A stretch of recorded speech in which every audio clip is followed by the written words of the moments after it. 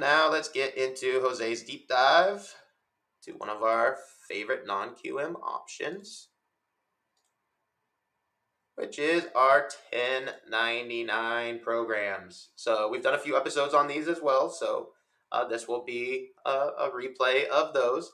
But these are a specific category. You see me do that every day on the live rates. There's the 1099 options. They are a little bit varied, and bank statements is more popular and more standard, so that's why we use that for the demo. Jose can now go into a deep dive of the 1099 programs to explain how they vary a little bit in there. So, Jose, if you're ready, let's go ahead and explain what 1099 is for, obviously, because it's obviously not the best non-QM option, but for certain borrowers it is. So let's define why we use it first, and then let's get into some examples. Good morning, everybody. Thank you for joining us for Daily Rates Live with the Mortgage Calculator. Great to be with you here this morning. So, 1099s is another of our alt doc income streams for for self-employed borrowers. Sorry, for self-employed borrowers. 1099 borrowers typically are going to get, not all the time, but typically are going to get paychecks.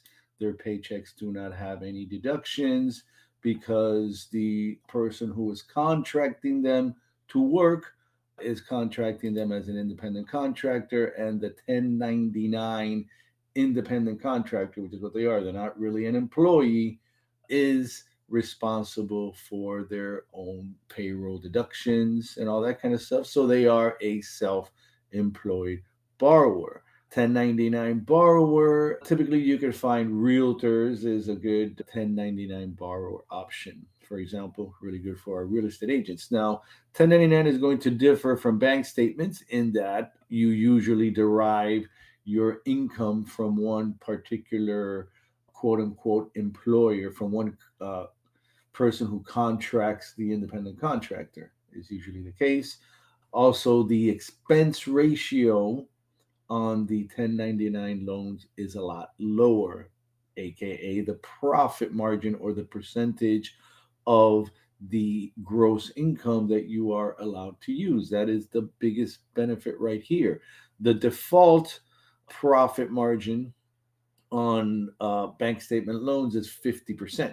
You can go higher than 50% if you get a letter from the tax preparer or CPA or accountant, whichever they use, of the borrower, stating the nature of their business, how they derive income, basically a business narrative letter. And at the end of that letter, after they have a detailed description of the borrower's business, will be the expense ratio that that business has. So, if, for example, the business has a 30% expense ratio, we're going to be able to use 70% of the deposits.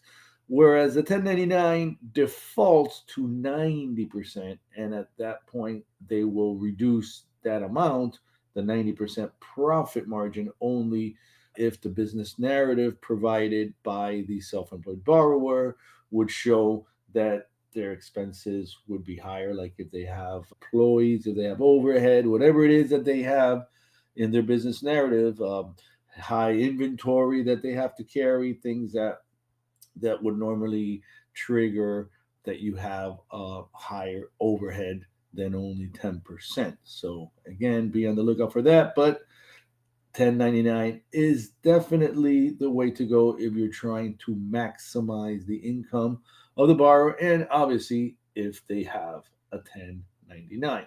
So if they do get 1099s, be aware that there are restrictions. Sometimes some of the options for 1099 do require the 1099 income to be sourced only from one employer, so to speak, the company, from one company that is contracting that independent contractor. In some cases, they do not want the independent contractor being contracted by multiple companies. So that is why, for example, we love realtors for this program, because a real estate agent can only have his license with one company at a time. Now, they may have been in different companies, maybe two or three companies in one given year they moved around.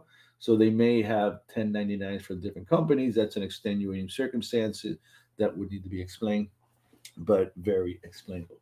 So let's go into the options that we have here. First option that we have is for our 1099 one unit purchase, as is the case for all non QM loans, and 1099 is a non QM loan.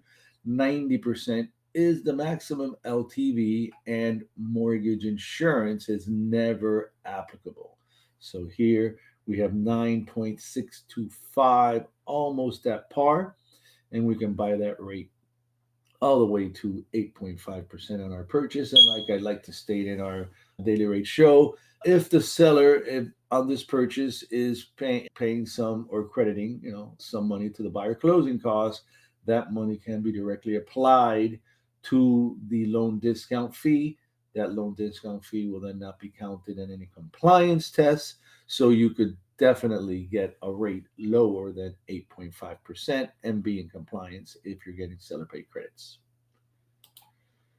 That was 90%. Now, at an 80%, more the traditional loan to value for this product, now you see the rate drops precipitously. Now we're looking at 8%, costing 3/4 of a point, and you can buy that down to 7.375. And I did look at the rate sheet at what prints out as our non-compliant options. We did have options in the high sixes, costing a little bit more, but it would be possible if your seller was paying some of the borrower's closing costs. So now we have an investment 1099, and I put here closing in an LLC because we have an option closing in an LLC, and we have an option that only allows you to close in a personal name. The difference between the two is also going to be that the option that allows you to only close in a personal name will not allow a prepayment penalty on an investment property. This option that closes in an LLC, as most investors like to close on their investment properties, does allow a prepayment penalty. So on the LLC investment property option, 9.75 is our lowest cost option, and you can buy that down to 8.25%. And now closing in the personal name, you actually with no prepayment penalty also, you know that the rate is actually a little lower, right? So 9.75 here is a quarter point cost, whereas 9.75 on the LLC option with a 3-year prepay is 0.875. So again, if you're closing in a personal name, that looks like a great option. And our 80% LTV, more traditional, quote unquote, if there's such a thing as a traditional 1099 loan, right? But 80% is a more readily available option. 8.625 is almost par. So you see the rate drops by over a percent there. 8.625 is almost par. 7.25 is your lowest rate option. And my last couple options are going to be cash out. So here we have our primary cash out. 80% is the maximum LTV. In our bank statement option, primary, we are able to go to 85% LTV. Secondary does have a bigger appetite for bank statement loans. Hence, our 1099 max LTV primary and a cash out is 80, which is also our max LTV and a cash out primary on our profit and loss loan, which is another alt doc option that we have for self-employed borrowers. But again, both of those, the bank statement does have more appeal to secondary. But still, on our 80% cash out option, we still have great rates. 9.375 is our lowest cost option, 8.25 lowest rate option. And last but not least is our investment. In this case, I have our option closing in an LLC at an 80% LTV cash out investment. 10.125 lowest cost option, and we can buy that down all the way to 8.75%. So great options, 80% LTV for our investors as well as primaries on 1099. So make sure you reach out to all your realtors and all your other borrower with 1099 and tell them we can use 90% of the gross amount on the 1099. The only thing you're going to be asked on these usually will be to provide a wage transcript, which is going to be W 2 and 1099 only transcript, which would just be to verify the gross amount on the 1099 being provided. All right. I don't see any questions. Great option there. So we'll go ahead and wrap it up